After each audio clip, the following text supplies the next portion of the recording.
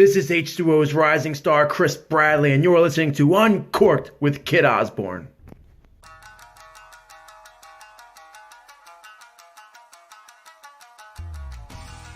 Hey everybody, and welcome to the 10th edition of Uncorked with Kit.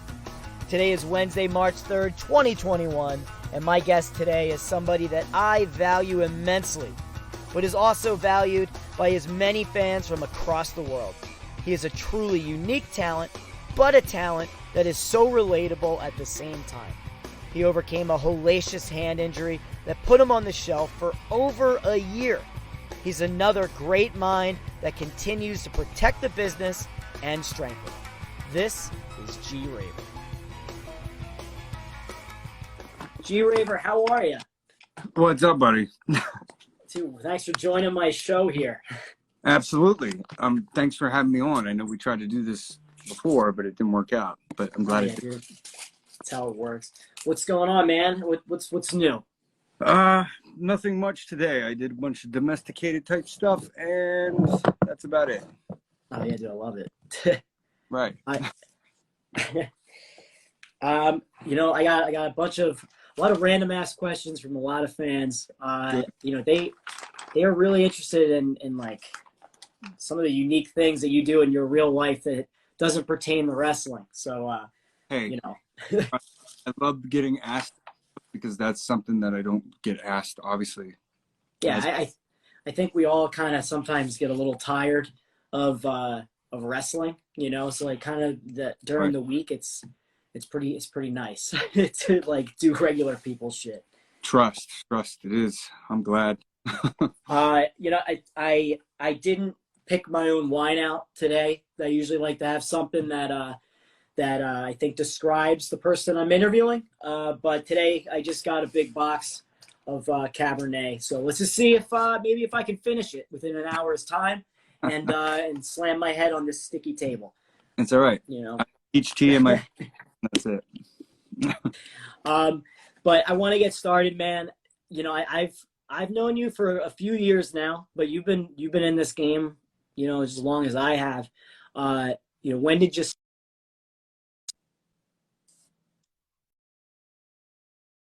I think you broke up there for a second. You'll have to... I said, so you've been in this game probably just as long as I have. When did you start training? Oh man, it was probably the very end of like back in 2000 to 2006. That was originally with the CZW Shakara factory in Philadelphia. Oh yeah, I didn't know that you started there. I didn't know that you were in there. So you were in that group with Alex Cologne and Adam Cole and all that. Yep. Oh wow! All right. And so that means you had John Dahmer too at the time, but I mean, that's the class that was literally taking place at that same time when I transferred schools because the schools fucking hated each other. So yeah. That happened, and then when that happened, I literally reached out to Quackenbush after having spent almost a year with Shakara in itself, and asked if I could go over to CZW because that was kind of my goal. Yeah. But in hindsight, like now, I'm always like, man, I wish I would have spent more time at Shakara, even though I got plenty of. I feel like I didn't lose any of the value of having spent time there with Claudio and Chris and all them guys and Mike. I remember, when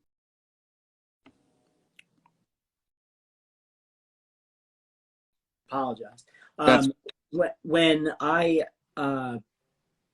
was there, they had it split. So like at the arena, they had Chikara training there on certain days, and then they also had CZW. Yep. And I remember, Quackenbush was always nice to us, all the students at CZW, but he hated DJ. And I remember, like, DJ, like, who did the right thing, was like, hey, everybody, make sure you go say hi to Quackenbush and, try to get any information as you can.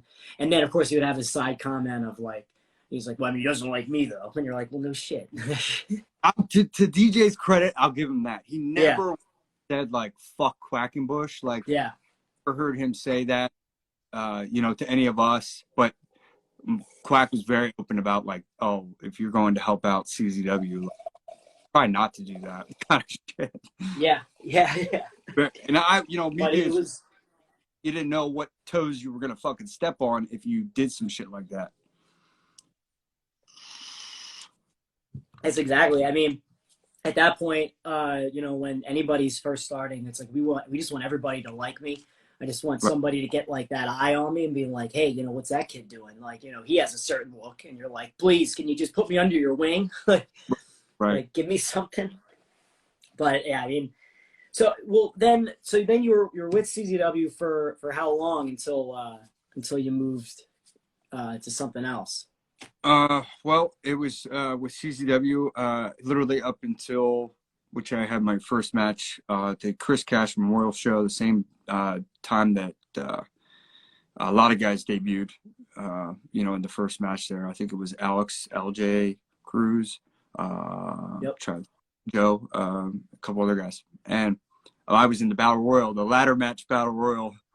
And there was some, if you go back and watch it, it's just funny, just some of the guys that come out the curtain who I ended up, long time, spending a lot of time with a lot of those guys, and some guys literally just vanished, in a couple, like I think Colin Delaney was one of the ones that was in that match, and then literally like a couple, we're like having fisticuffs in the corner, and then like a week later he got signed, and he was, and all that deal, and Greg Excellent, early GBW days where he'd only got like a couple shots at CZW every once in a while. Those guys are out there doing like crazy spots.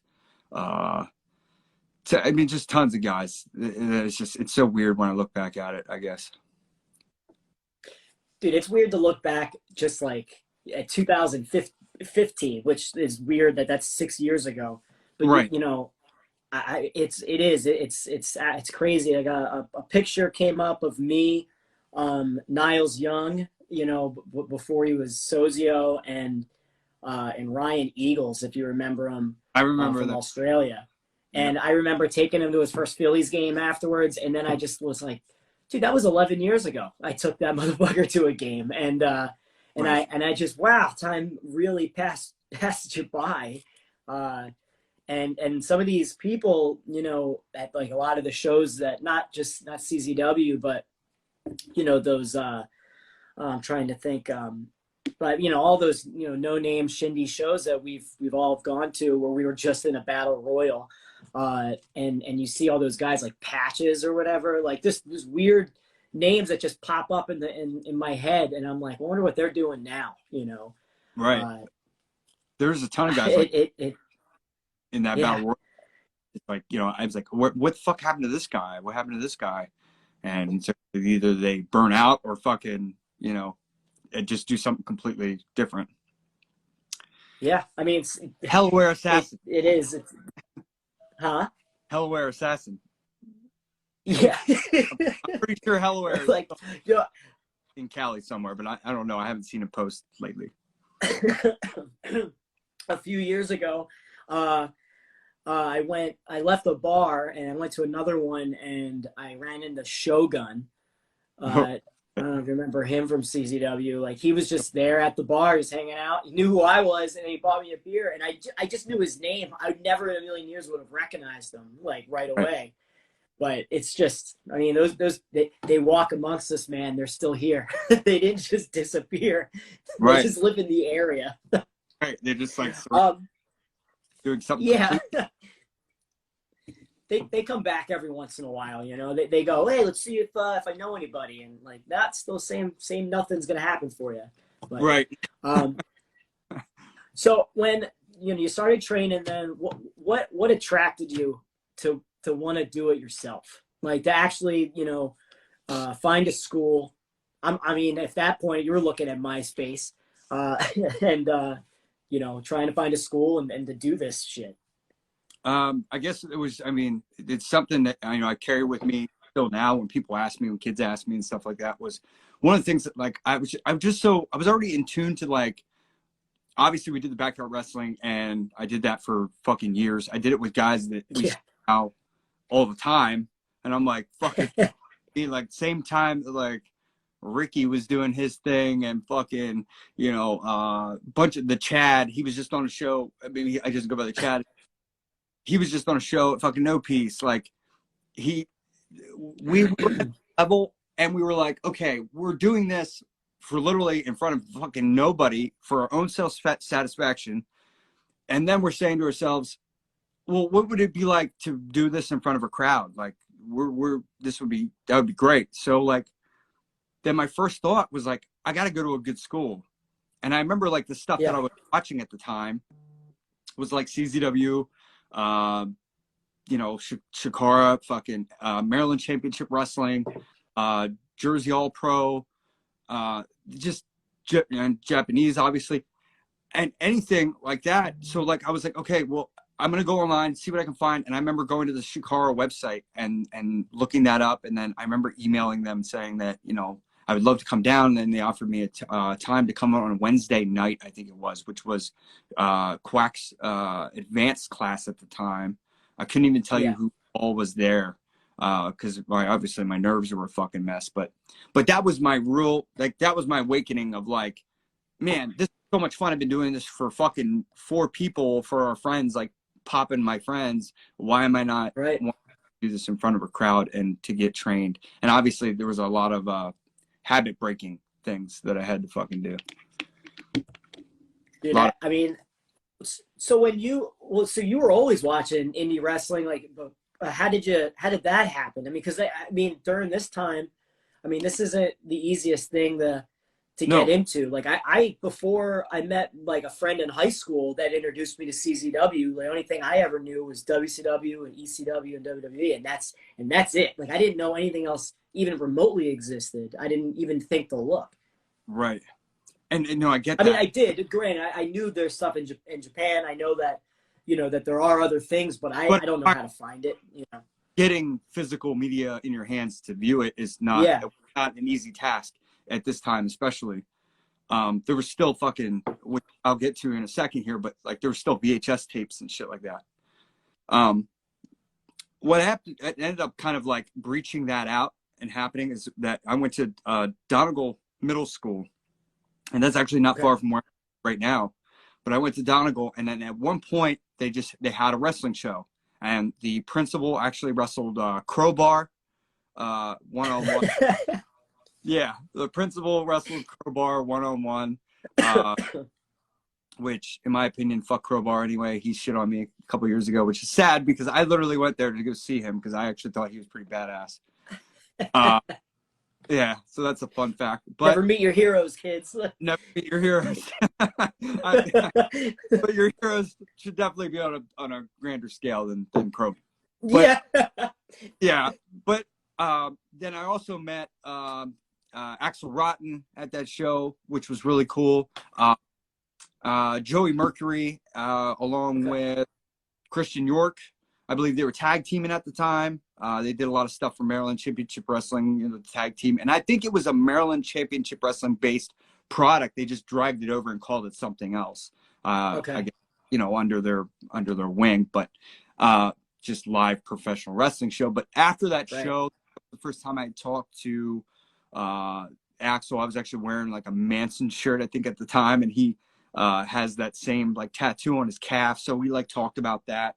I did talk to Crowbar, and then I went over to their little, you know, stand where they had some merch and stuff, and I picked out the Ken Shamrock, the Shane Shamrock Memorial Cup. I don't remember what year. Tape's still somewhere here laying around, but I picked that up, and I think that had like, oh man, I had Danielson at the time. Mickey James, a bunch of fucking, I mean, tons of different people.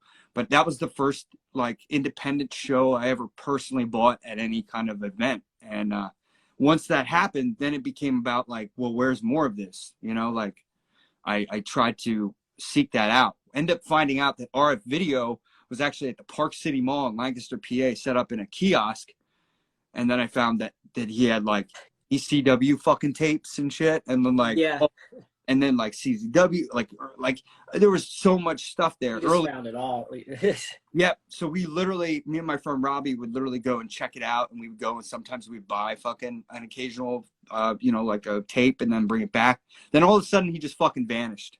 So we had no way to access stuff other than that. And then literally until the internet started to kind of pick up on like, oh, hey, you can buy here and this sort of shit. That was it. That was my gateway into what essentially was more independent wrestling. Yeah. What were you?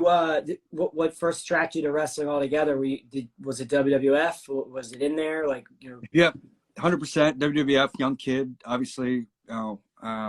Saturday nights. I don't know. That was my biggest thing. Obviously, Saturday nights were huge for me, and then like, obviously the I can say all the cliche ones that everybody says all the time, which is like, your Macho Man's, your Hulk Hogan's, your Ricky the Dragon's, your whatever. Bam Bam. Bam Bam was one of my favorites, to be honest, which was really cool. I couldn't I tell. think back to it, I'm like, always had that one odd. Right. Yo, but, like, I mean, to his credit, he was always my favorite to play in like WrestleMania the arcade game, and I always thought he was the most animated big guy that there was. I just thought he looked the coolest. He did, because when you think about it, I think me and Schlack talked about this one time.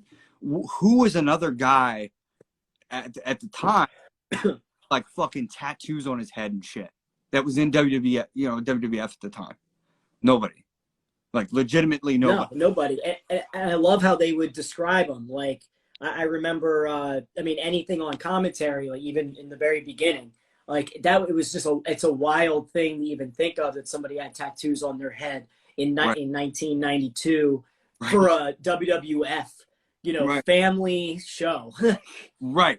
So it's not, and he definitely stuck out. He lived the gimmick. And I think that one of those first indicators when, us as kids can see that this is somebody that doesn't, he doesn't, like, that's what he wears out in public. Like that's how I always like looked at him. Right. And then when you think about it too, when a guy like that, I mean, during that time, especially during that, like, like that was like the golden era of wrestling time. Then he goes from that to fucking dirty ass ECW. Like, I think that's just itself speaks miles. And I think that's just cool where he like fit in perfectly. Like, he didn't, like, Bam Bam is like, at least, I mean, I can't tell you that I thought of this, when I was 6 and 7, but when I look at him now, I'm like, that's somebody that never thought he was above anybody, No. Like, no. I mean, I'm sure he had a pay rate, but I mean, at the same time, there was no ring that was too dirty for him to wrestle in. Right. And he could do, and he'll make anything work. I mean, it's a shame. I think, I think him now, he would have, if he came now, he'd be even bigger star than he ever was. But I mean, you never know that. Right. So you're saying, so it was Bam Bam Bigelow was one of those he was driving forces in the G-Raver becoming a professional wrestling fan? The more I think about it, yeah. And then obviously, I think as time went on, obviously I liked Hogan and stuff. I liked Macho Man. Yeah. Macho Man probably more. But, even Ricky Dragon, fucking, and all those guys, what I think really started to made me 100% really feel it was like, obviously when it started to kind of like delve into the 90s, because that's when I did start to experience other things and realize there was other things going on. So then I started to get, just this mix of different versions of different guys. So then there was like, okay, there's this guy's a high flyer, this guy's a fucking brawler, this guy. And I think when I look at it, I go, because one of the things I've always said is like, I want to be able to wrestle fucking anybody. Like, I go in and have a good match with anybody. And I feel like I've kind of blended those things and know when to turn those things on for certain individuals. And I think that's one thing of I guess working, if you want to say, that I feel like some people, not everybody can do. And I think that's what's cool. But I see a lot more people now that can do that. And I kind of like that, or at least people that I've come up with, or, you know, I Yeah. know I'm like, oh shit, he had a great match with this dude, and it's like night and fucking day. So like that's my objective. So I think that was a catalyst for how that happened. You know what I mean? Dude, I think you're right. It wasn't probably until I got older that I ever, you know, appreciated other wrestlers that you know, like of course I always loved like the, you know, Shawn and all that. But, you know, I've said this before, like one of my other favorite wrestlers is somebody that I have absolutely nothing in common with, and that's Stan Hansen. And that was just because I thought he was just somebody that I just thought he was so fucking cool. I'm like, first of all, I'm not a cowboy. That guy's a fucking cowboy. Yeah. And, you know, that guy's a giant. Everybody's afraid of him. Like, people aren't afraid of me like that. And, Right. you know, and his moves are completely different than anything I can do. But to study somebody like that, it's like you then start to learn their attitude. And like, that's something that I think we grab from a lot of, you know, when we watch everything. When any one of our trainers would just say, you know, watch everything because you're going to grab something from it. And, you know, he's a perfect example. I think, you know, that variety is what makes it so that we can work with just about anybody. I mean, I'm a small dude, like, you know, we're not that big, but if we can have a match with like Para, for example, and this isn't saying anymore, like that, you know, that cliche of like somebody big can't really work is so passe because I mean, we obviously know that's not true. Like there's Calvin Tankman, who I had on here last. That guy is one of my favorite wrestlers to watch, and Yeah, I love and wrestling. it's because he can do everything. Yeah. You worked with him, so did I. It's, you know, Yeah. like Fun, wrestling's different now. It's not wrestling Andre the Giant anymore. Like that shit's past. definitely, absolutely. But yeah, he's one of those guys that, like, I had so much fun working with him, and even before, just kind of knew you were just vibing, and we vibe pretty damn well, and everything we did, you know, he's he's the only one that actually beat me so far, which is kind of cool. But like, I'm like, you know, of course, like he's a monster.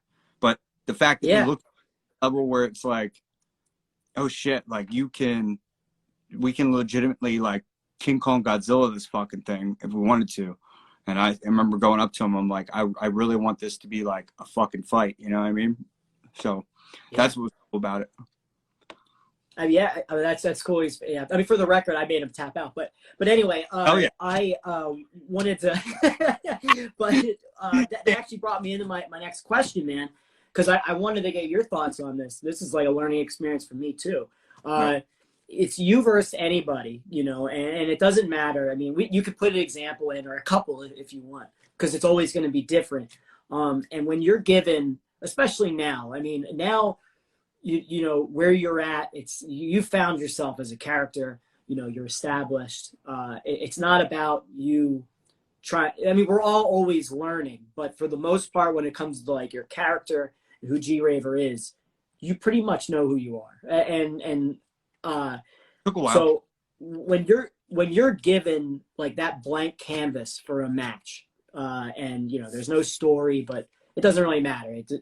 What's the first things that come to mind? Like, how do you structure a match? Like when you're given the reins. I want to know, I mean, the first thing that kicks in my mind is the other person's position. Like, and honestly, it's just where they are. And I think, especially now, having came back after my injury and stuff, I look at where they are, and I'm either trying to make sure that I can somehow, in some way, get to showcase them more than so much who I am. If people know who I am and want, like, you're taking your words, I've established myself as who I am as an individual. If they haven't yet, then it's my job at that point, to me, to focus on them more than myself. So like, it's just that's kind of where I go from it. Obviously, then if it becomes a position of a different kind of stature, if somebody's getting a little bit more attention, like Calvin's a newer kind of, I mean, he's newer in a sense, but he's gotten out there enough where he's gotten that exposure enough where it makes perfect sense why I would have more of a struggle with somebody like him, not even just necessarily based on size, you know what I mean? But just based on what can we make out of this to make this good? Can I give this kid a chance to shine?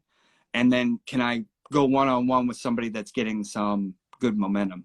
So I think that more than anything else, like that's the first thing I think of.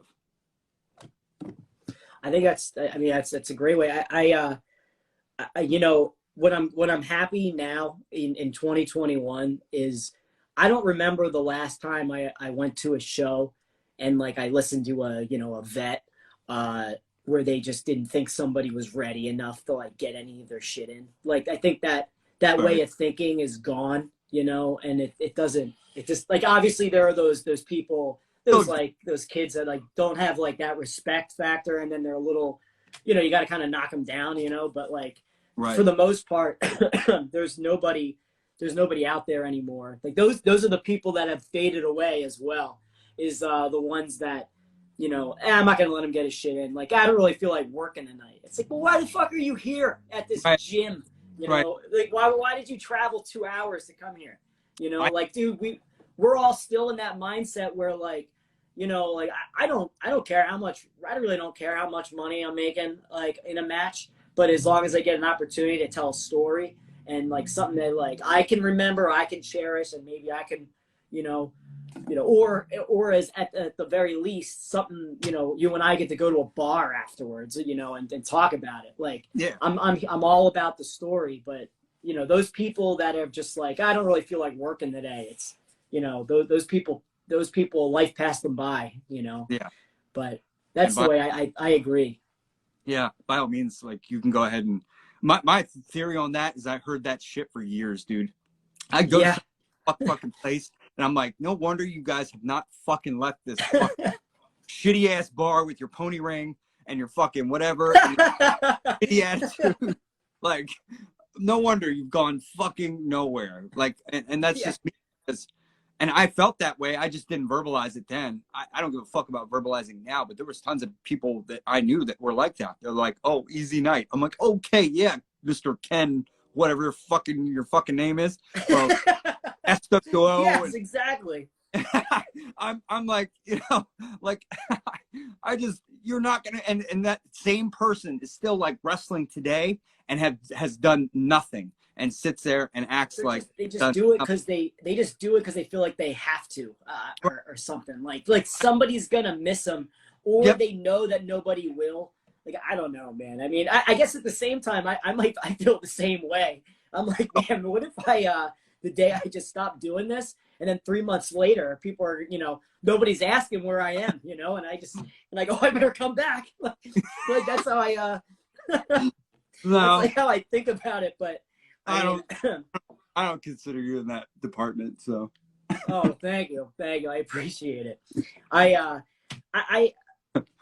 talk about it with, I was actually just talking to, Nell, the Black G's. I talk to him a lot. We talk on like Instagram, about, he'll send me a clip of like promos are normally what we talk about, because we kind of both have like the same idea of, if we're gonna be funny in a promo, like me imitating people or whatever, like, that can be a really long, like 4-minute promo, because I'm showing some type of a presentation and value. Exactly. And I'm doing it like a bunch of people. I can't do that under a minute sometimes. Right. And then we were talking at the same time when we would cut a promo and we would make it real. But we wouldn't just be trying to get ourselves over. It's what we're saying that is unrelated to us, like without me talking about my accomplishments or something like that. But in a promo, we're in under a minute's time, we gather everybody's attention and we got ourselves over by the things that we said, even though they're unrelated. I don't know if that makes any sense, but no. Perfect sense. I talked to him about these, and he'll send me these clips of some of these promos, and a lot of them, and I'm not saying that I'm some fucking promo king or anything like that, which I am not at all. It takes me like 50 fucking takes to get something to be under a minute. So don't ever give me a live mic. I don't know where people think that I can talk. Like, yeah, just give me that mic in front of like 1,000 people. I won't shake to death with it, like, but uh, you'd be surprised now how many of these guys like that are really considered like the top talent in like 2021 that just still can't cut a promo. You know, that they'll say fuck after every word, you Right. know, or they'll cut like a 2.5 minute promo that they don't even get to the point until like 2 minutes in, and you're just like, dude, there ain't nobody listening anymore. Right. What are you like? What's your advice to those? You know, these kind of like, I mean, I love all like your promos. I like, but a lot of them are presentation based. Like Right. a lot of them have that filters involved. Right. You know, what are your, you know, give me your thoughts on these promos, No, on promos in general. yeah, no, and I agree. And don't worry. I mean, you said it too. The fuck word coming out of my mouth, pending what kind of thing. Obviously, if I'm cutting a promo or if I'm doing a promo at home and I'm doing it as kind of a theatrical presentation or however I'm trying to present it, that's really just my way of doing it now, where I just want to show something different. Yeah. Whereas if, you know, I mean, it works that way. And I just feel like that's a presentation that's kind of lost and makes us, I think, look, at least when you have more of those happen like that, I think it presents it in a way like another guy that does it. And it was funny because you were saying about mocking him, but Treehouse, the way that he was doing some of his, I really liked that. I thought artistically, that's a really cool way to go about it. And I love seeing that come out of other people, even when it's some of the younger kids, or, you know, even some of the, you know, like a lot of the people from H2O right now are doing like fantastic stuff with promos and things like that. So I'm just happy it's happening. It can happen better and it can happen in different ways, but, you know, it's better to have it happening than not happening at all, which a lot of the for promos isn't fucking happening. Everybody's just doing this like, okay, we just show up and we're wrestling and we'll just tell it out there, which is fine by all means if that's the way it is. But for me anymore, it's a time investment thing. People are paying you whatever they're paying you to give a presentation, obviously, of who you are and to deliver, you know, a product on the day of the show. But if they ask you, which is very rare anymore that I hear, is that guys are like, hey, can you cut me a promo leading up to the show at some point? I'm already thinking, like, I don't care where it is. Like, I even did it for fucking GCW, you know, for me and Jimmy's stuff. I wanted a promo done, you know, prior to me and Jimmy having any connection whatsoever. So I arranged, I'm like, Jimmy, find somebody that can film this promo or I'm going to fucking film it myself. I remember CZW doing this all the time. Like, every single show, you know, and this is another credit to DJ. But he would, in those morning, the meeting, he would be like, everybody has to cut a promo, like after your match or before, whatever. And it was just so that you had it, because they don't know what they could be doing with it. And I was like, that's fucking pretty bright. Like I would, there's no reason. You know, I wrestled Leroy Robinson, right? This is a kid giving him like his 15th match ever, you know, giving him a shot on like a main show type of thing. And I'm like, well, you know, I told Matt, like, tell him that I want him to cut a promo. And I knew it wasn't going to be like anything great because he doesn't cut them a lot. Like, who the hell can? Unless, you know, and if he surprised me, then holy shit, that would have been great. But I was like, I'm just going to use whatever he gives me and I'm just going to cut a promo. And then I just did it. Like, and it was just to make something out of nothing, because otherwise it's just a match on paper with two names, you know. And that's not saying, like, you know, my name isn't anything special and people don't know who, you know, Leroy is, you know, unless they're at those student shows. So why not make something, you know? And we created a heat out of nowhere, and that's what can happen in any match. And that's good. Like you and Jimmy, you guys have at GCW have just had match after match with different stipulations. And it's like, 100% you should be cutting promos on. There's a reason why you guys are doing these. Yeah. And that's something where, like, and like you said, it's really everywhere. And that's how I think of it. And especially too, I mean, even if it's down to H2O and stuff like that, I did, you know, something for all like the students so far in some way, shape or form. And in that regard, I want to see people do it more because, for one, I think people, and this is when I did a seminar down there, one of the things I talked about was actually promo stuff. And I actually had them film fucking promos, but I gave them a choice. I said, you can do a post or pre. And I said, you know, if you, whatever one you pick, obviously, well, that will entail whether or not you're going to run outside until I literally call you in, and you're just going to cut a promo the minute you come in the door. Worn out, fucking, you know, huffing and puffing. Because imagine, right, and this was so much fun to do, and I didn't hear of anybody doing this before, but now it's like Matt's like adopted it, which is really cool. But I thought, you know, because when you do come back from a match, like you're thinking like, oh, you got to cut a promo as soon as you come back. And there was times at CZW they'd even did that. Like they would be like, okay, we're going to cut a promo as soon as you get back and blah, blah, blah. Like, so be ready as soon as you get back to the curtain. And then you're like, oh, fuck. Like, what You're do I worrying about the match. You're I like, always thought they were easier after because you already had that adrenaline, you know? Like before a match, you're just like, you're not Right. sweating at all. And all you're thinking about is the match you're going to have. Right. So, Like, and fuck. if you have no qualms with whoever you're wrestling, is even the worst case scenario. So, like, let's say you just get patched up with somebody and they want you to cut a promo on some guy that you don't really fucking know and you don't fucking have any beef with, then go ahead and try. That, my friend, is a fucking task. Yeah. Oh my God. I'm getting like that PTSD from like when, you know, as a student, and like I'm thinking, I remember Adam Flash backstage, like just as a student doing like staff and security, and I remember him having all of us in a room, like all wrestlers, like big name wrestlers, like Right. in there at CZW, and they're saying everybody has to, you know, cut a promo as a different wrestler, and like everybody cut one, and in like, you know, and they're like locked, and there's Adam Flash going, lock the door, and you're like, fuck, man, I don't want to cut, I don't know what to do, man, like, you know, you're freaking Right. out, you have no idea what to fucking cut, and then it comes over to me, and he's like, all right, Kit, you're up, and then all I did was imitate Adam Flash, making fun of him about how he made everybody cut a promo, and everybody laughed, and it sucked because he's like, oh yeah, you think funny, huh? Yeah. Yeah. Oh my God, I'm fucked. I'm fucked. Because how more fucked is it? And this is the way I told the kids that day. Because one of the most nerve-wracking things in the world is not doing it in front of the fans. Because in the fans, they can see it however they want. It's doing it in front of your fucking ears that fucking sit there, and but we shouldn't be. We shouldn't be afraid to do it in front of our peers, because by all means, they're the ones that are going to be able to critique us. They're the ones that are actually going to say, like, here's where you could have went wrong. The fans are just going to go, that promo fucking blew. And then you're going to be like, oh, well, sorry, next time.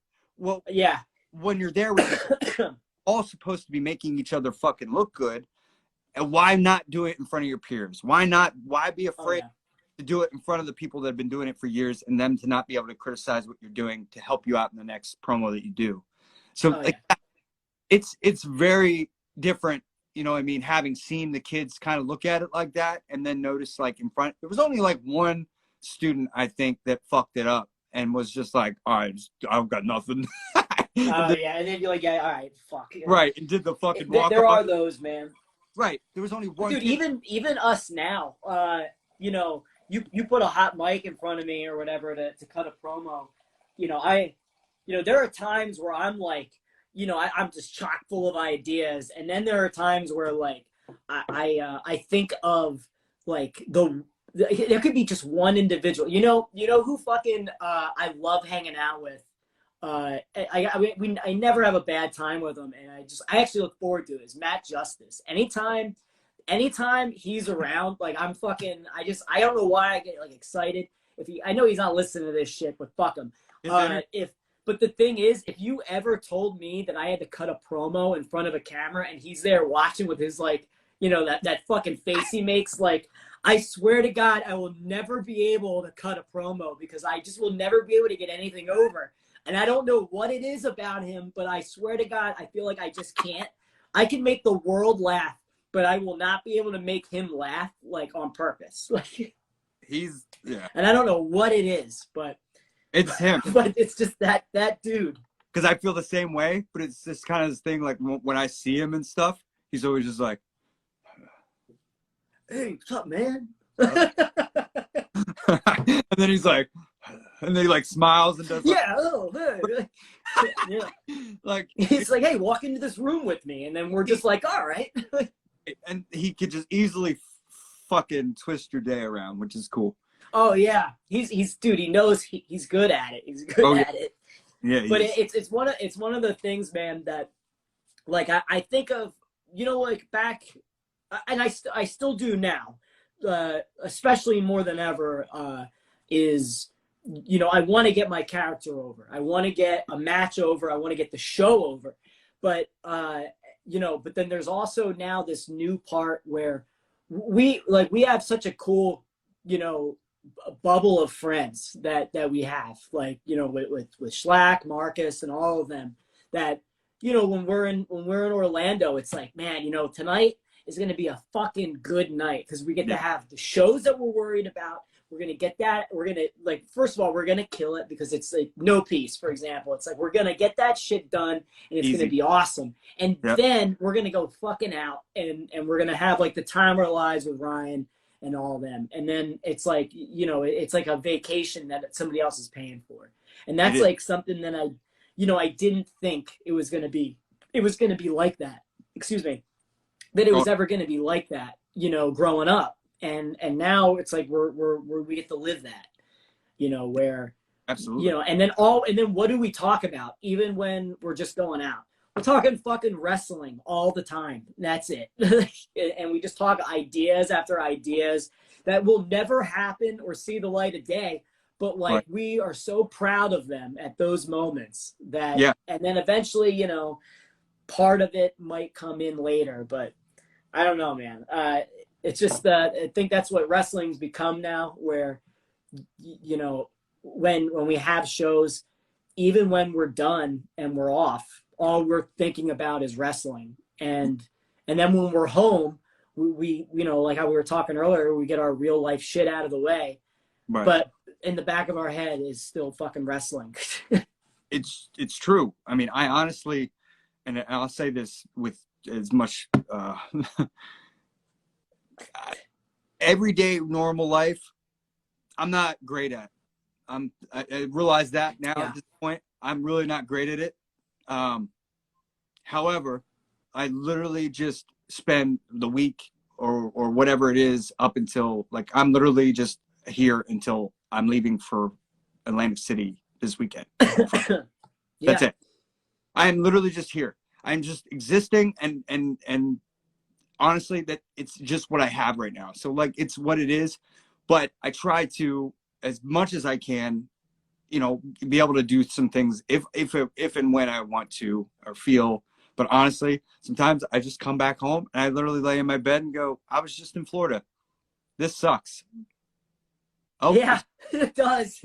Oh my God. Especially when like it's like 30 degrees out and you're like, I just saw a palm tree yesterday and now I look outside and it's just brown. Yeah. Like, fuck. Why do I live here? Yeah. Yep. Oh man, I don't know. Well, let me ask you then. So when you got hurt, was that the end of 2019 or was it the beginning of 2020? It was 19. Okay. It was April, I think. You know, what did you think that you were going to be able to come back? Not at first, no, because you just think, oh, like I just permanently handicapped myself, and you're like, fuck. Because I mean, it's just kind of you're not thinking of the chances of what is your chance of adapting to this or changing what you got used to doing. And that's in every aspect, not just wrestling, but just in general life. And then you say to yourself, well, I can't do this for sure until you get in the ring and be able to try. And then there was a period where I couldn't try anything for a long time because I was risking fucking up my surgery. So, yeah, like that was, I mean, that was weighing heavily on me.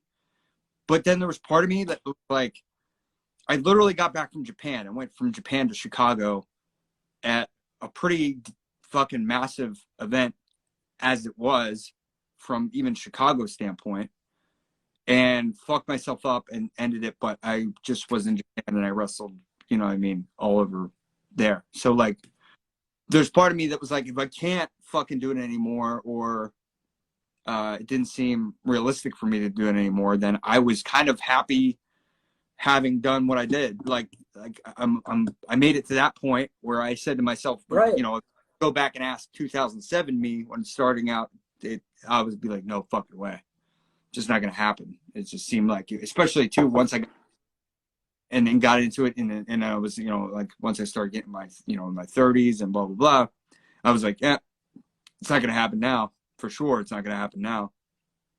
So, you know, I don't know. I was definitely going through like the processes of like, this could be it, or I could be fucking, you know, handicapped and not be able to fucking do the thing that I love doing in the way that I want to do it. Kind of like tattooing. I tattooed for, you know, for years, almost the same amount of time as I was fucking wrestling. And now I can't, you know, stretch skin right. But will it come over time? I don't know. I'll figure out my own ways around That's it. what it was. The second I was going to ask you about was like, how is that? When was the last time you like? I made a good, solid attempt. The problem was really in my head. It wasn't opposed to the people that got the tattoo from me. They were pretty happy with it. But for me, it's like, you knew where you were. And then it wasn't what I know what you mean. Right. You just went down in quality, or you went down in whatever you were doing. But just like wrestling, which was where I kind of, like I said, started to realize like, oh, I can't whip a guy, but you know what I can do? I can take the back of their head and whip them that way. Right. You know, like, I don't see that hardly anymore. Only just to like throw people into guardrails and shit. But that, you know what I mean? I do it every time. Otherwise, I'd slip right off people's hands, you know what I mean, or their arms if they try to grab my arm. I'm like, always like, if somebody whips me, it's just one person being able to do it. That's right. why, I mean, anytime we work, I guarantee I'm gonna do that just to fucking, I'm gonna fuck with you. No, but you if I slip off then. But no, Yeah. I know exactly what you mean. Like wrestling, obviously, it's a lot different, you know, than the, you know, precision of, yeah. Involved with tattooings and stretching the skins and things like that. So if you can't do that, and you know what I mean, like you'll find a way to do that eventually, but that's really something that comes with, hey, go ahead, tattoo whatever on me and go ahead and practice. Like there's not a ton of people I have that are like that. Those are few and far between. Right.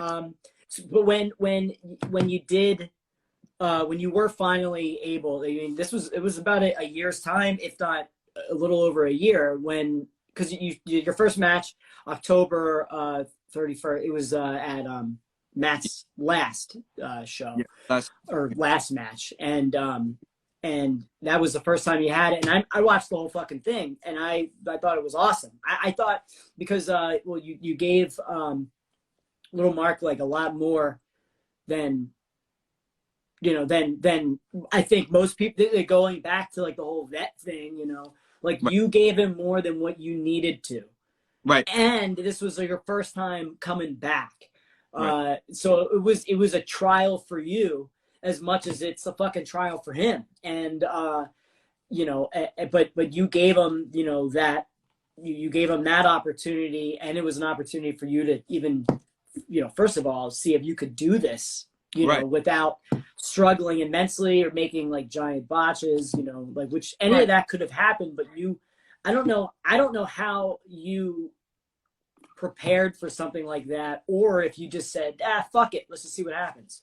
You know, and nothing could really prepare you for that, because for one, even leading up to what essentially it was, I had no intentions of coming back during that time. I didn't really it just made sense because Matt made sense for me, and it made sense for me to go there, like during that time, and it just happened to kind of work out. I had told Matt, it was a couple months back, and I had no idea even then. I just said to him up in the air, when I come back, I'm coming back and I'm wrestling for you first, without a shadow of a doubt. Like they're just, I mean, that's just what it was. I just told him that, and I didn't know when it was going to be.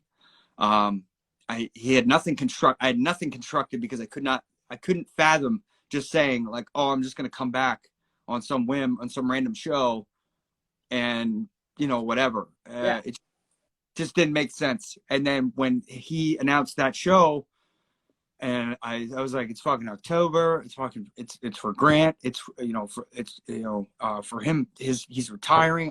This is a must. Like, this more than anything.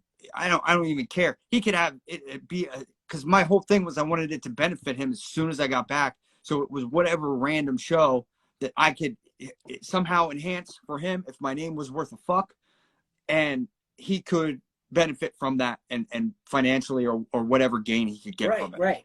That was my original goal. He already had those shows sold the fuck out. So it didn't matter as far as that was concerned, but it mattered more to him, I think, you know, when I said to him that I wanted it to be on that show, and then for being for Grant, and then it just made all the sense in the world. And then of course to pick Marcus was more than enough easy decision to make, because I've known him since he was like a fucking baby. You know, so it all just made so much sense, and it was all so important to me how we went about it and how we did it, and now it's like it's so insane because like now my dude, and now I mean now the amount that you're working, it's I mean, if you haven't figured out like, you know, how to work around the injury, which by the way, I mean, just because there's going to be some that are going to question, can you explain what had happened and how you injured it originally? Me and Jimmy in Chicago for the BLP GCW 2 Cup Stuff event. We had this crazy, which essentially was like a tables, ladders, and chairs, tables, ladders, and doors. And, you know, like you had to climb the ladder, get the fanny pack, and there was like a red a seltzer in it or something. What a match, man. If that was my last match ever, I was reaching for a fanny pack. Right. And it all just went down the rails. It went off the rails. Yeah, went off the rails. But yeah, like the match was great. If you look at the guys in the card, I mean, there's guys now that were there that were on now WWE. They're now just got signed. There was fucking just a great fucking group of people all put into one match. And the match itself is amazing. Even aside from my injury, everything involved in it was insane. Like it was an insane fucking match as a whole. It was an insane show. But what had happened was, and it was kind of crazy too, because the more I think about it, it's like whenever we were thinking about the spot, we had just done it in Japan for fucking Freedoms, and they actually requested it, which was funny. So they were like, you know, we did it there, everything was fine. We did the Brain Buster, we did it a bunch of times before, everything was fine. We just had 2 shitty ladders, 2 bad placements on the fucking ladder. And whenever the ladder gave out, fucking Jimmy couldn't oomph me up enough, and I fucking dragged my arm down onto the bulbs. The bulbs broke with Jimmy's fucking arm, but at the end of them, how we all know that they're attached to the top of that is through tape. So at the end, basically once they're broken, that end with tape on it, it just creates fucking pointy shanks. It's all shank. And that's what. And my arm literally drug right across it from the top. And I instantly was bleeding out because I hit my main artery and severed all 3 main nerves in my arm, which all connect to my hand to make my hand work. You know, still to this day, now we are literally getting in the halfway point between a year and a half. Really no progress has been made outside of what has been made, you know, from the start of it. But yeah, that's basically what happened. And so I had to have emergency surgery. I had to find somebody, a plastic surgeon, that was going to have to do that. I didn't get that attention in Chicago because it was Labor Day. Oh, God. I didn't have anybody on staff to my specific injury. So I spent about a week and a half looking for something, because the objective then was to get it done as quickly as possible. Because what happens if it was severed anything inside internally, they retract. They literally shrivel up and retract and inside your body, and then you're screwed. You know what I mean? There is no reattaching at that point. So they took cadaver, I forget how many feet of cadaver nerves up through my arm. and hooked that back up. And that's what kind of made because my hand didn't move at all. And now it moves some, but there's no feeling in it and that sort of shit. So, Yeah. that was then the end goal, to really find somebody that was able to do it. And I was able to get that in Pittsburgh. And then, it was quite a mess. It was quite a stressful time because I didn't want to walk around with just completely detached nerves, but just like, and then thankfully I clotted wherever, because it basically told people, you remember Nick Gage, with the skinny tube. Yeah. When he died. Same fucking thing. Like, people don't realize like that. Like, I literally faded out in the car and I didn't know what happened for a good minute. I was not responsive for a decent amount of time once Jimmy got me to the hospital doors. And then they hooked me up and I started to come back. But yeah, couldn't tell you what the fuck, happened there. But it was the same kind of scenario though, same artery, same everything, and just bled out like, a sieve. So thankfully that clotted up and I didn't have that instance. But it's just so crazy. And that's just basically where it's at. Let me ask you, if you weren't able to come back to wrestling, it was about a year. It was a year in which you didn't wrestle. Year and four months. Right? Yeah, year and 4 months. Yeah. If you weren't able to come back and do it, what would you be doing? I have no idea. Pornography. I don't know. I really don't know. Dude, we can all be fucking happy that you did. Right. so that's just in the past, and that would have been a shitty present. Yeah, my next. I don't love anything. It would have been the worst. Yeah, really. There's there's a shitty outcome that you can be aware of, but what's even worse than that is not being is uncertainty. Uncertainty Right. is terrifying. Right. If you have no excuse me, if you have no bit of if you have no idea what's going to happen ever, then things that's when they go for the worst. Like, that's there's no optimism, then you have no idea. But hey, you're fine. Yeah, you're good. Right. So don't even worry about it. Right. Forget I asked. So my next one, man. 5 years from now, where are you gonna be? You got any idea?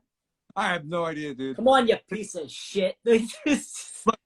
Look, we just kind of touched on it, obviously, where you don't exactly know what's going to happen. There's things that obviously happened late in the game for me that I never thought would happen. So I'm leaving the possibilities are endless option up. But I think my focus right now, and it's so crazy. I spent a lot of time at H2O. I spent a lot of time with Matt. It's so exciting on the aspect of thinking about everyone else other than yourself for once. And I feel like there's a lot of guys that still don't really do that. But I've definitely felt like, fuck, man, like now more than ever, I'd really like to help this guy do this, or help this guy work on this, or give this good idea to this guy. By the time it comes to the show, and Matt's like, well, we've been talking about everybody for fucking, for 2 weeks or whatever. 2 weekends, just talking and talking. What are you doing? And I'm like, oh, well, I don't know. Why don't I just wrestle this guy? Like, like that's where I'm at. So it's so much fun to see myself, I guess, in more of a helping manner, with creativity and things like that. What is fun, man, is that, like, you're now at the point where it's like how we talked, you always wanted to get to that level where you can work with just about anybody.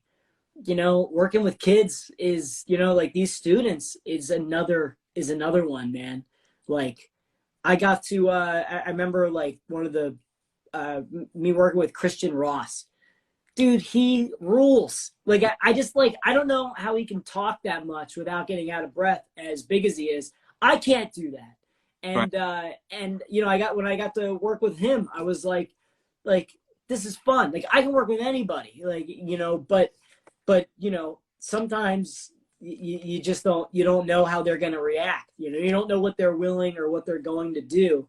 So it's like it's fun. And that's what makes it fun is and it makes it the most challenging is working with like, you know, the ones that are younger, you know, the ones that are like, they can easily forget, or they are just so, you know, they're like, they're so excited, but they're also worried, you know, it's, you know, it's not about if it was me and you and I forget a spot, like I know that I can crawl to one side, you come over, I go, what's the next spot? And then you tell me, Right. But like, what do you do when like, you know, you forget a spot and that person is like, I don't remember shit, man.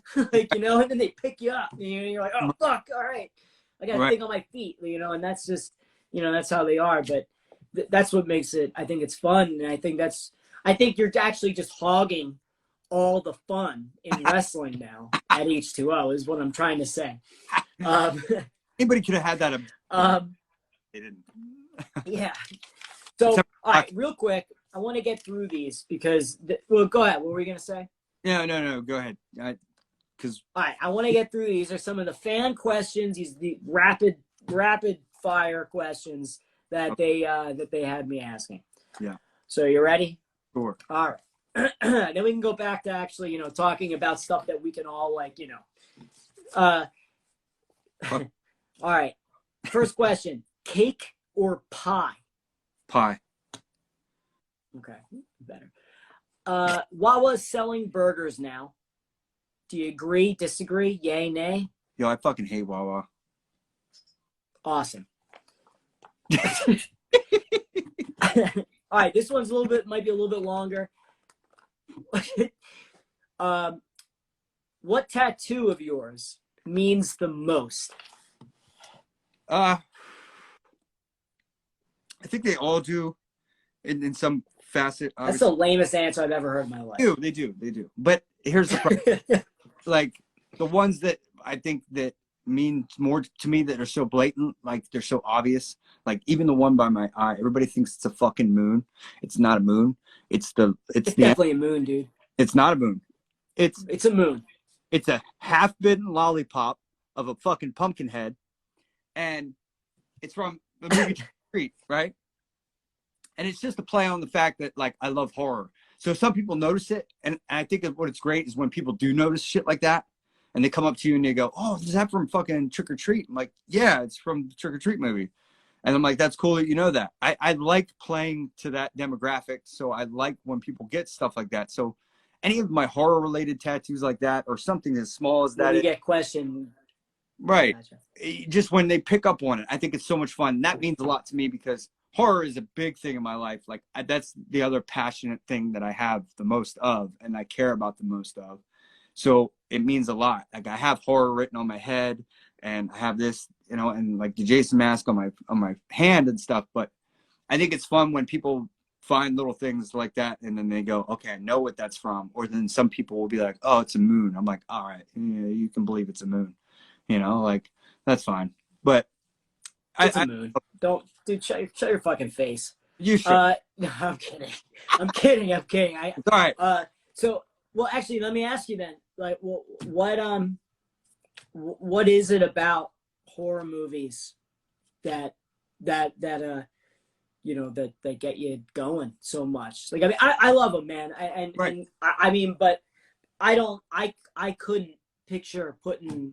You know, I couldn't picture getting. I don't even know what I would ever want a tattoo of. I've only pretty much decided I would want either you or Schlack to give it to me, and that would be the sentimental value of it more than getting it. Like I don't even know what the fuck it would be of. That's why I want Schlack to tattoo me too for the same purpose. Like I want him to tattoo because he's my friend, and like you know, it's like it's a sentimental value, like which I want to get into, like I don't fucking care about the time. It's you know, some of the when we were talking about, you know, friends and like the group that we that we all have established in wrestling. But I'll get that in a second. I have that on the docket. But what in and then we'll go back to these stupid questions just to get them through, so to appease the audience, man. I'm a people person, and I have a podcast. So what? But what about horror movies is something that, like, to the point where you're getting tattoos of them on you? Well, I think it's anymore what it's become is, obviously I grew up young watching a lot of these, and I mean they didn't fuck me up like, like the fucking, like people thought it's like going back to Columbine days. It's like they thought fucking Doom created a problem. They thought Marilyn Manson created a problem. I think it's a matter of where that information is being received, and to the individual, obviously, it's completely different. But I watched them when I was a young kid. I watched Hellraiser movies when I was a young kid. Do you know how much sex is in fucking Hellraiser? A lot of sex. Do you think now? Right. A lot. A lot. Yeah. But do you think as a kid, do you think I remember the sex scenes, or do you think I remember the Cenobites and the fucking, pinhead with the pins in his face? That's what I remembered. I didn't process that other shit because I didn't know what the fuck's going on anyway. So like those were the things that kind of like stayed synonymous with me. And now anymore, like nowadays, I just love the feeling of feeling uncomfortable. So like if the feeling of feeling uncomfortable is something that I'm always trying to explore, like if there's somebody that like somebody's like, oh, I won't go over and talk to that guy because he seems really fucking weird. I'm the first guy that's like, I want to go talk to that guy for an hour and see what Dude, yes, guy that hangs out by the bus stop and like, is picking daisies and like biting them and spitting them all over the wall. That's the guy I want to talk to. Like, I want to figure out what's up. So somebody tells me like, oh, they're into certain shit. Oh, tell me about this. I want to know everything that you know. Yeah. It's the objective is taking myself out of the normal realm of thinking and going, let me put myself in your shoes for a minute and see if I feel okay here. Horror movies can do that too, depending on what you're watching. So anymore, I'm literally I'm looking for line crossers at this point, and some of the that I do find is rough. I think, man, you gotta go. Like when I think, out of all the genres of movies, they take you out of your element. Like, comedy, we all laugh, and then we all look at each other and laugh. But when like a horror movie's there, like like Nightmare on Elm Street or whatever, like I'm taken out of my real life element because I'm thinking about if I was there and if I was put in this position, how would I react to it? It's a constant question, because obviously it's not fucking real, but the idea is like, but out of any other genre, it's the one that's making you ask more than anything else. Like, well, what if it was? Right. Exactly. So I have two questions. Go ahead. What scares you? Is there any horror movie that actually what frightens you? Like for me, I love it, and I watched it growing up. My dad watched it all the time, and I would always watch it. And it was anything with UFOs, aliens and all that. Like I'm obsessed with it. I watch it all the time. But there are times, man, I can't watch it alone. Like I cannot watch that shit by myself at night, and so I still can't. I'm 31 and I can't do it. And I'm like, dude, I'm a bitch. But like, what scares you? Right. And this goes back to what I was saying. Like that obviously makes you feel uncomfortable watching that stuff because you start to think, and I know a lot of people that are on the alien realm. Like they don't like the alien. But they do, like it's weird. Like they're just like, I don't. You love it, but you don't. Like I want to know more about it. Like, yeah, they're the people that are like, as soon as the movie starts, is this about fucking aliens?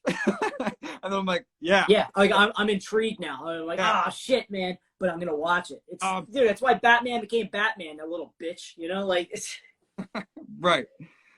So I'm gonna go back to saying once again, it's kind of that thing where I think for me, it's the reality that it's possible to have happened. I think that scares me, because there's some horror movies that actually teeter on the realm of this has either this has really happened, or it could happen at any point. And really it's based on people's psychological fucking problems and things like that. Right. Serial killers, that sort of thing. That does intrigue me because it's possible. So if it's possible, that's where I get a little freaked out. That's where I feel really uncomfortable. That's where I feel like, well, this is a real story. This really happened. And this could very much be happening next door, and I wouldn't even know. You know what I mean? Do you think of those, like, anytime I see like statistics, like, hey, how many serial killers do you think you've walked by in a lifetime? And you're like, I don't think I want to know the number. Like, you know, like there's obviously a reason why they didn't pick me, and I hope they continue to not.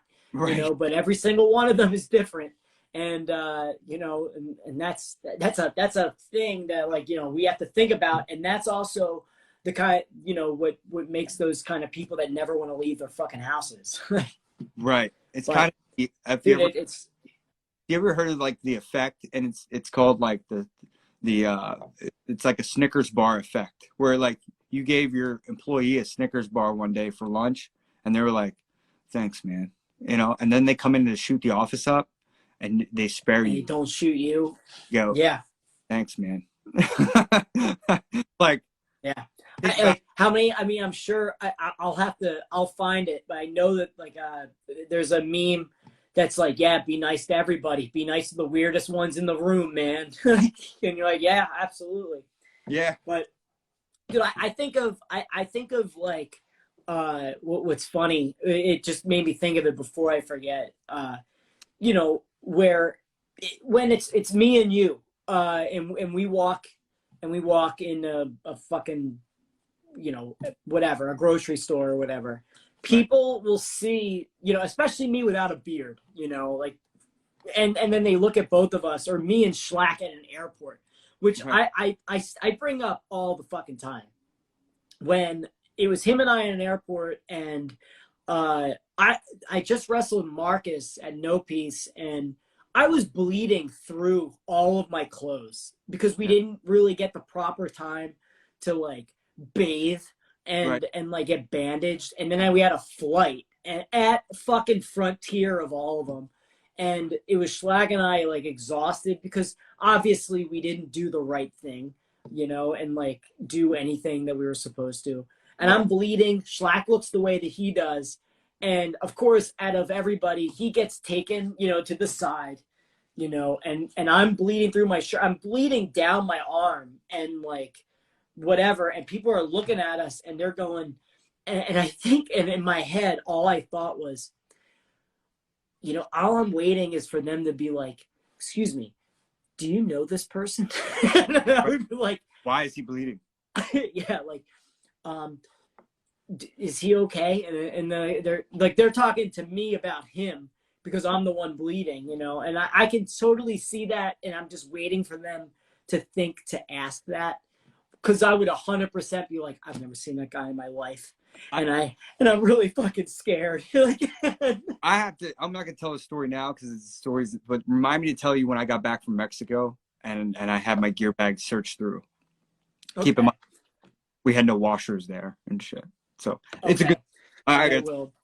But like, but back to it, like, you know, you just think of like if it was me and you and in an Acme or whatever, and like people look at us and they go, they don't fucking match, and like I go, and like yeah, because of wrestling, we slowly realize like, well, I actually know what fucking matches now. Like, you know, like I think you and I probably agree, you know, and we're more on par together than I am with anybody else that like, you know, that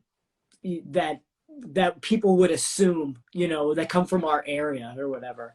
But but I don't know. I forget like the whole point I was fucking trying to make. But let's go back to these questions real quick.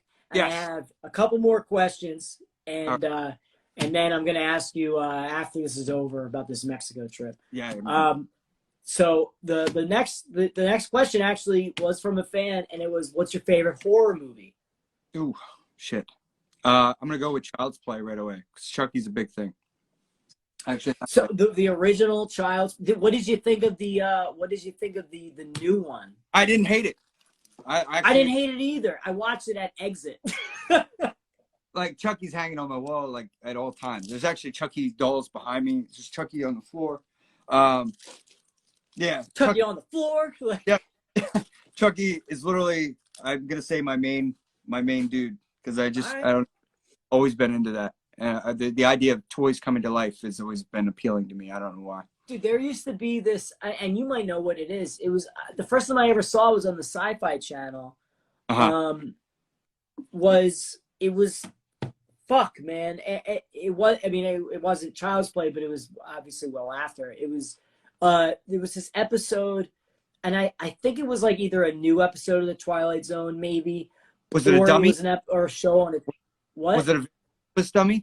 No, it wasn't it wasn't a dummy. It was a whole bunch of toys. But here's the thing: in the commercial, it was this one toy that had like a cone head, and then it ran into like Puppet under Master. the what? Puppet Master. Yes. All right. I think that's what it is. All right. Yeah. That's the Driller. I remember that as a kid. Driller. And dude, and when we go back to it, when we go back to it, I still now, like, when I like look down, I fucking think like of this thing like running like underneath, my leg. Like, right. Those are things that like stick with you, that we were talking about. Like they just stick with you forever, even though they subconsciously, they don't make you lift your leg up or anything like that. No. But they're just there. Yeah. No, like Puppet Master. I love Puppet Master. I have some shit for them too.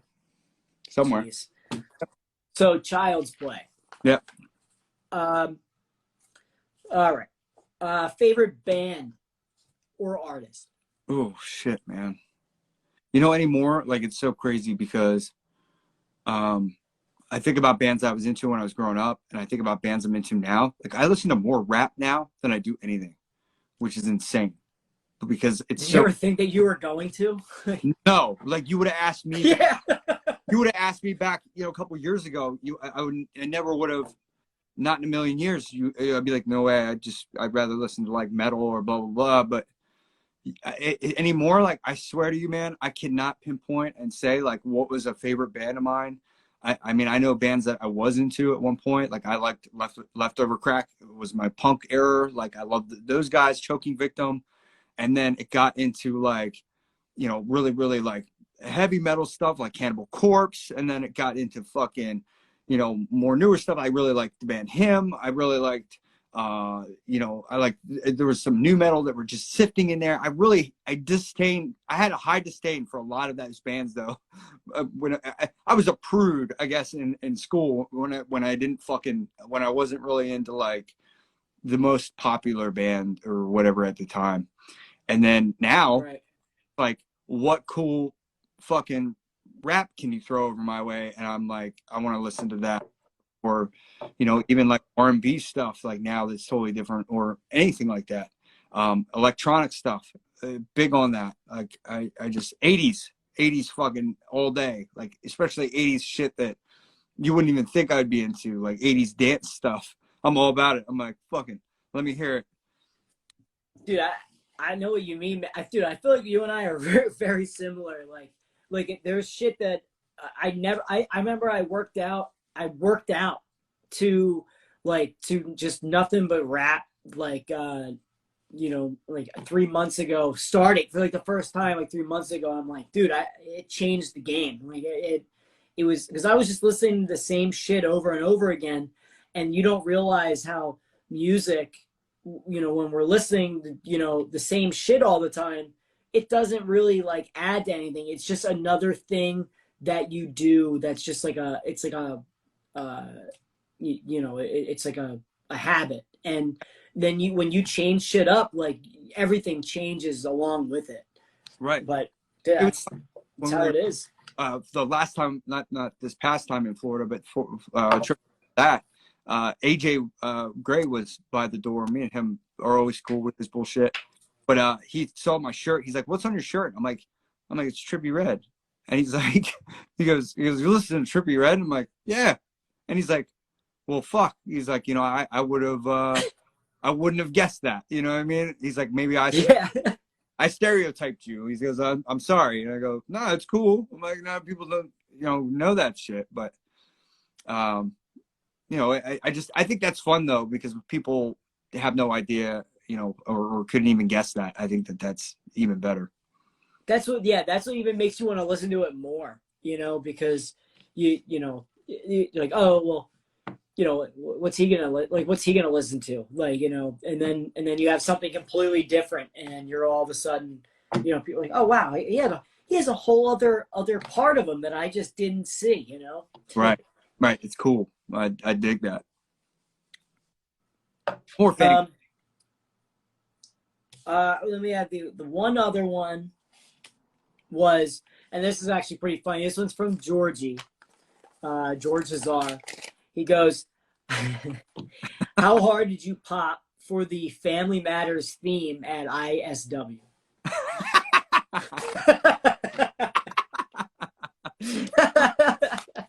Probably as much as I just did now. Yeah. I was like, I had to throw that one in there, man. No, it's fucking amazing. And then, but before I forget, because ever since we brought up Japan, yeah, please tell us about how you ran into Quentin Tarantino and Leonardo DiCaprio in Japan at a fucking bar, and they wanted a picture with you. That means that they have pictures with you. Right. That's the craziest part.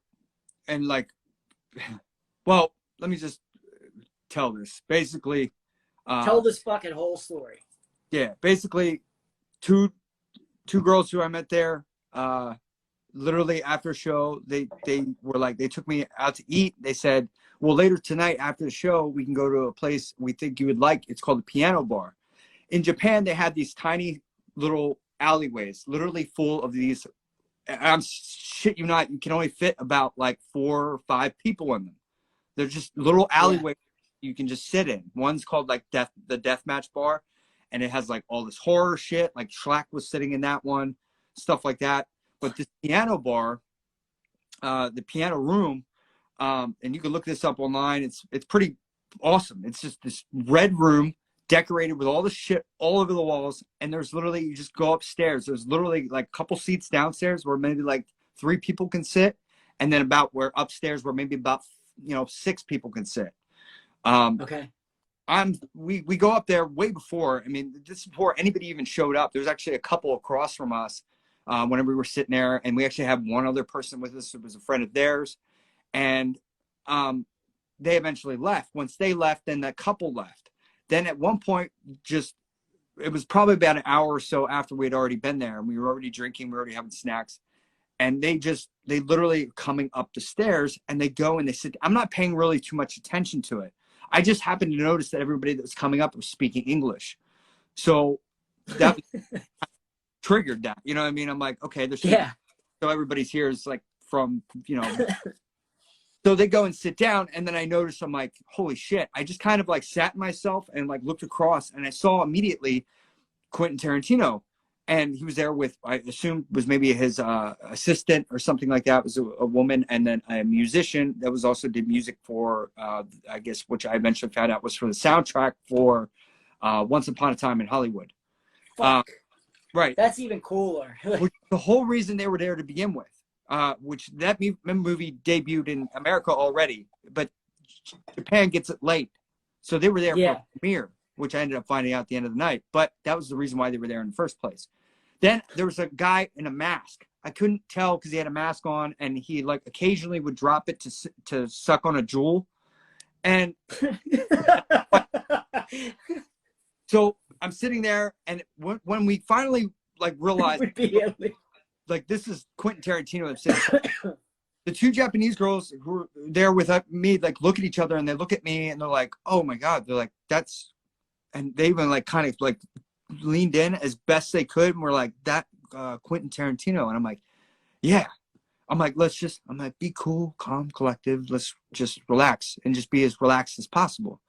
So I'm thinking, I mean, they did better than I even could imagine, because then once it was revealed that the guy that was wearing the mask, which I only knew because once we got into conversation, which we were talking about movies, I was like, hey, it's awesome to meet you.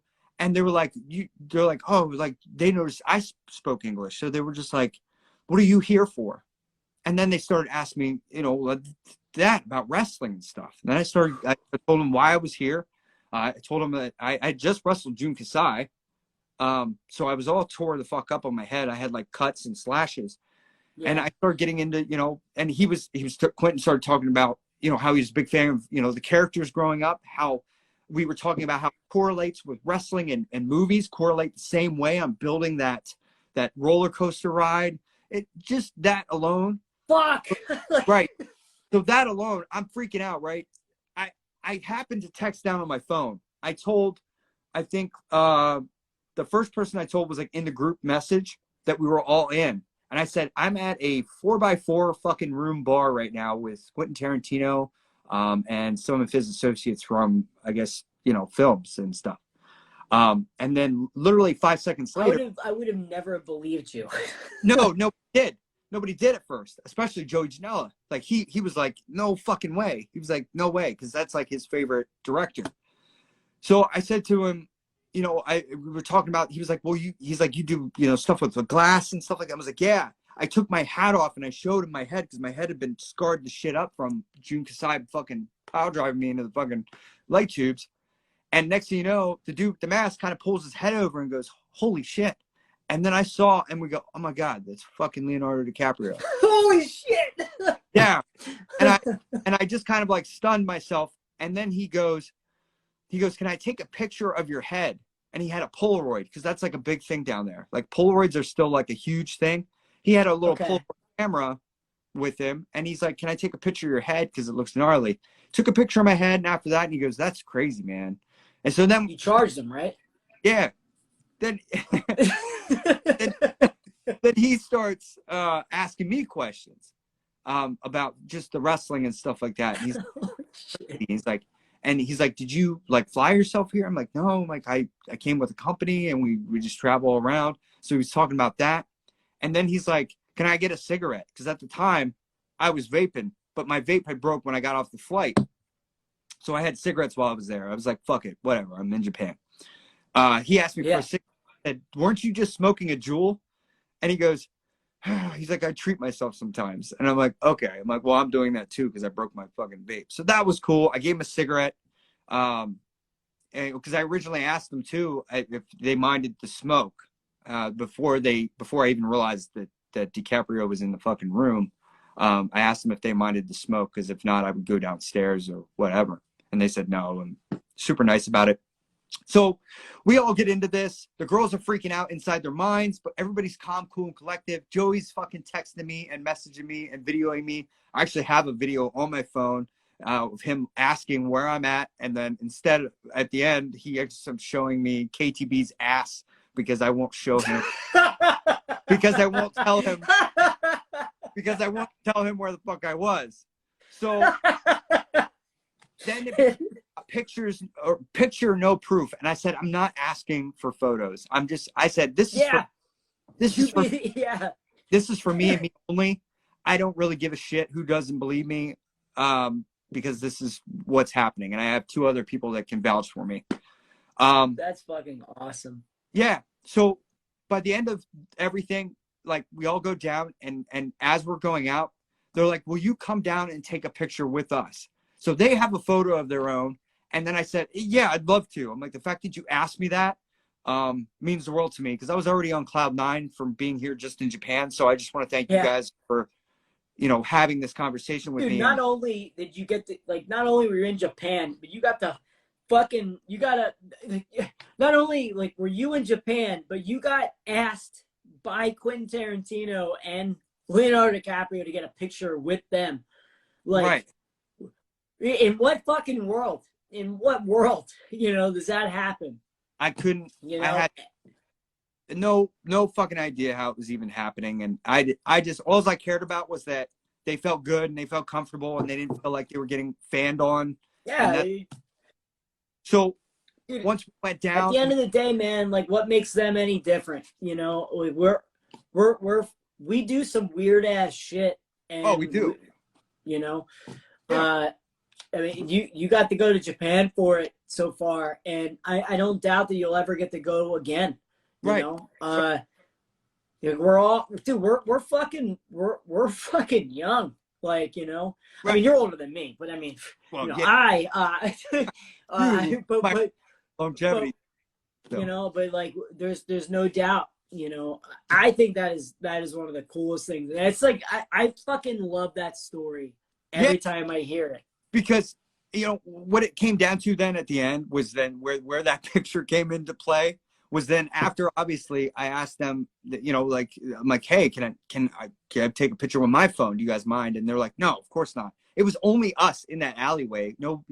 Nobody else aside from the bartender who took a photo with them before they left. They took a picture with us, and then Quinton said, I love your story. And Leonardo said the same thing. He's like, the fact that you told us your story was really cool. It was awesome to hear that. And then next thing you know, they leave. We go back in, and then the bartender says, oh, by the way, guys, he's like, everything, you know, leading up till this point, he's like, they covered you. They paid for all your drinks and stuff like that. And I was like, that's what awesome. Fuck, man. So we went back. That's so cool. We literally went back up and just still continued to have fun and drink and talk about what just fucking transpired. And then I messaged that photo to the group page, which had everybody that was in it. You know, that would have been my favorite fucking part, just to be able to throw that right in Joey's face. Yeah, and I love Joey. That was my. I love Joey, but I would love to be able to be like, "Hey, Joey, how do you like this shit?" Like, they just did not want to believe it, and I'm just like, once I showed them that, it totally. They fucking their assholes blew. Like, yeah. It was great. But oh man, that's so fucking funny. You know, all the time, you know, like I don't know. I think about shit like that, and that to me, having had no picture, even if having just been able to experience that and be like, who cares? Yeah. Who the fuck it's for? It's for me. I don't care. Absolutely. Yeah. Absolutely, man. That's it. 100% the story. Dude, that was I wanted to bring that one up. I was like, I had that one. I was like, I want to bring that up so bad. Because that is my favorite. That is like one of my favorite stories that I've ever heard. Because like I think of it and I think of like the, you know, wow, I didn't realize what time it was. I think of like how, you know, we you know, all the random things that could ever happen in our life, you know, right. that happened. Like, I mean, I've done, you know, like I got to do extra work for WWE. It's like I got to meet Carlos San, whatever the fuck, you know, the big dude Carlos. I was a comedian. It doesn't fucking matter. Like, you know, we all meet random ass people, right? You know, but it's just a cool fucking thing. But I think that one takes the cake out of all of them, you know. But anyway, I had this one last question to ask. And it was, and this is one where like, this is somebody that is still doing it. It's possible, like, you know, anything is possible. So like, you know, Vince McMahon, John Cena, Triple H, they're possible to happen. Who's somebody that you would want to wrestle more than anybody else that is still possible to happen? And if they were to listen or hear this clip of this show, you know, what would you say to them? Gee. I think just because it's a given, like anymore, where I'm just like, where did I really like fan out with? And like, but it's funny because like I've worked with his brother on a movie, which was Matt Hardy. Okay. I worked with them on this you know, goofy movie, and Rebby Sky was on the movie. So was Piper though. So was Hacksaw Jim Duggan. You know, I mean, so it was kind of cool to get that vibe and then have you know, cool fucking one-on-one, and then like message him, like he's like, oh, hit me up afterwards. and you know, add me on Facebook and that sort of thing. And when I added him, you know, like he added me back and was like, there you are, blah blah blah. Like that was really cool in all in itself. And he actually kills me in the movie. But I was like, man, I'd always like to wrestle with Jeff, because I was like, man, I didn't get a chance to wrestle with Jeff. Like I think that would just be cool. And there was a possibility in that realm whenever, you know, he was, you know, wasn't working at WWE and things like that. So like, I don't know. I just like to do that just because I think of what it is. Like, not only am I a fan of his, and it really doesn't matter the I guess the level, but it just would be, that would be really crazy. That would be awesome. Just a really I'd love to see that. Oddball. But there's other guys obviously that I put up right along there with him even too. Even guys on an independent level, I'd love to, you know, I always wanted, for the longest time I wanted to work Penta. You know, and I never got a chance. It never happened. Matt did though, so I was like, "Fuck yeah!" Oh, nice, man. Well, so you know, I mean, it's just because like we definitely made this long. I could talk to you for hours. Which, by the way, I'm going to be giving you a call. I'm going to FaceTime you the second we get off of this because I need to hear this story. Yeah. And plus, I mean, I didn't even, you know, like this, I can lift this, but like, I have enough more to drink.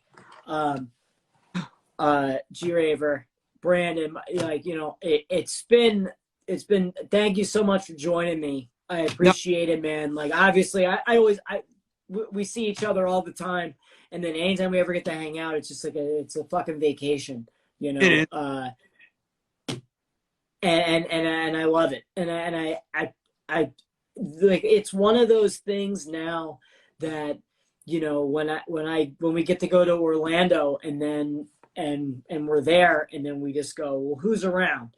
All right. Everybody else, you know, is around, like Brandon's around, Schlack's around, you know, and we all get to hang out. We all get to be a group. Wrestling is something that gives us all together. And even when all this shit is said and done, I think that you're going to be one of those people that, like, you know, when we're all done with this shit and we can't do it anymore, we're all old and decrepit and Night Raiders are there. Right. You know, we'll be able to, we'll still be, you know, hanging out. And I think that's what's awesome. So yeah. I appreciate you for joining me, man. And no, man, thanks for having me on. We finally did this and got it to happen. And yeah, it's awesome. I think we covered some cool ass shit. Oh yeah, man. And I'll definitely have you on again. We have plenty more that we could talk about. And plenty more stories, but I'm glad we ended the way that we did. Oh, for sure. So thank you, brother, and I'll talk to you in a little bit. Definitely, man. Thank you guys. Thanks everybody for watching. Peace.